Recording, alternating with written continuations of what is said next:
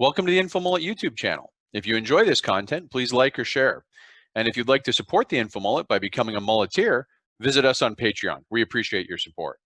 How do Arab-Israeli relations progress in 2021, considering the fact that they're finding common cause in Iran? This comes from Mike, mulleteer Mike. And Mike, if you're playing with crayons tonight, no judgment. It's a safe area.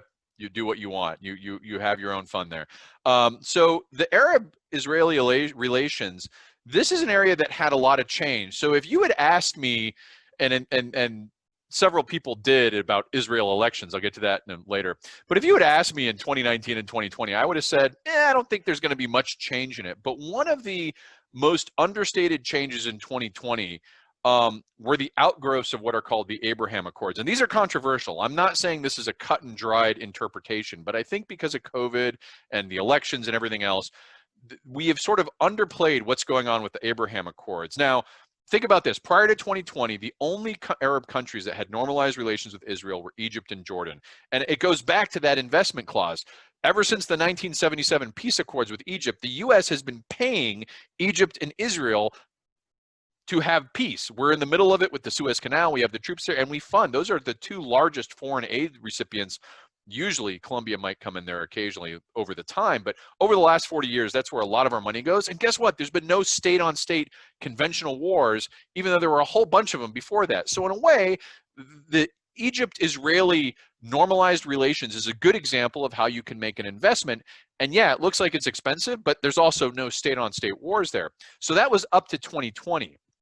Now, Trump caught a lot of flack, and again, it's a controversial decision, but part of his policy in the first half of his administration was this pro-Israeli policy where he basically abandoned the U.S. position of the two-state solution. He effectively recognized Jerusalem as the capital, and this caused a lot of tension and outcry. A lot of discussion. This wasn't a really good idea. But at the time, there was a lot of murmurings underneath the surface that wait and watch what the Arab countries do after this. They may give a period of time to have the Arab street, vent their frustration, their feeling of betrayal to the Palestinians, but then the Arab countries might come in line. And it's interesting. I don't know if one is caused by the other, but the Abraham Accords started coming out just earlier this year and began to manifest the tangible outcoming of that belief that you would have normalized relations. And it's not a lot of countries. There's a few of them so far. So we have Bahrain, UAE, United Arab Emirates, Sudan, and Morocco. Now, I got to be very clear. The way we went about this is not Bismarckian diplomacy with highfalutin ideals. We bought a lot of these these normalization agreements. There was a purchase plan involved in this.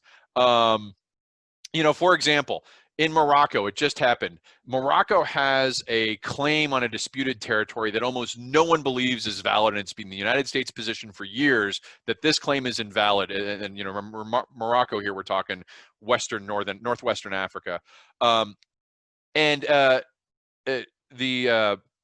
Western Mediterranean.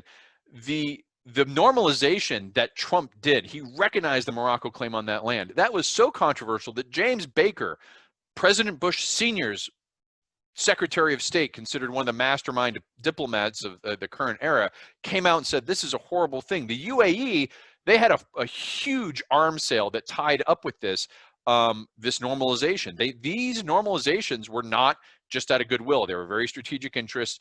And if those strategic interests get unwound by Biden, we may see these. If the arms sales gets blocked by the UAE, if Morocco recognition of the territorial status gets reversed, you may see these normalizations in jeopardy.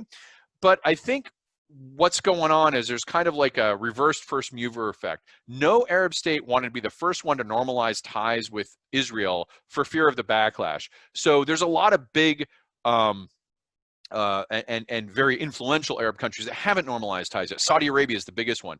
I think they're watching. I think Mohammed bin Salman is watching what happens, and they're going to see what's the reaction, what's the pushback.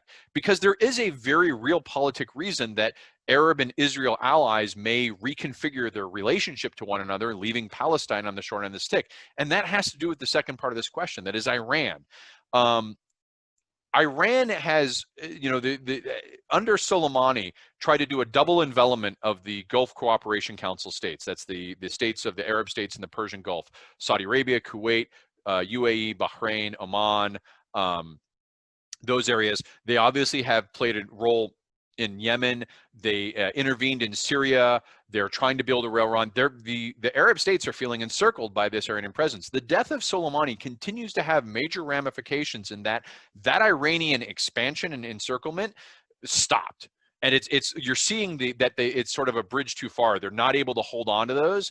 And Israel is getting a lot of, I think, favorable play, at least with the leaders of the Arab states, for constantly hitting Iran and Syria.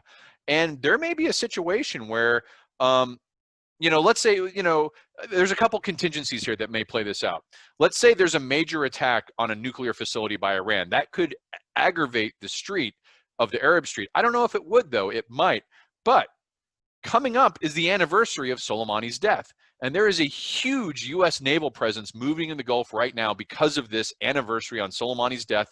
Iraq's got a lot of problems with, what's going on. We need to protect the embassies. The whole state is kind of disintegrating. But there's a fear of Houthi attacks and Iranian attacks in retaliation for the Soleimani death over the next week. So if you're watching something, if you want to, watch something, keep an eye on what's going on in the Gulf. And here's the thing.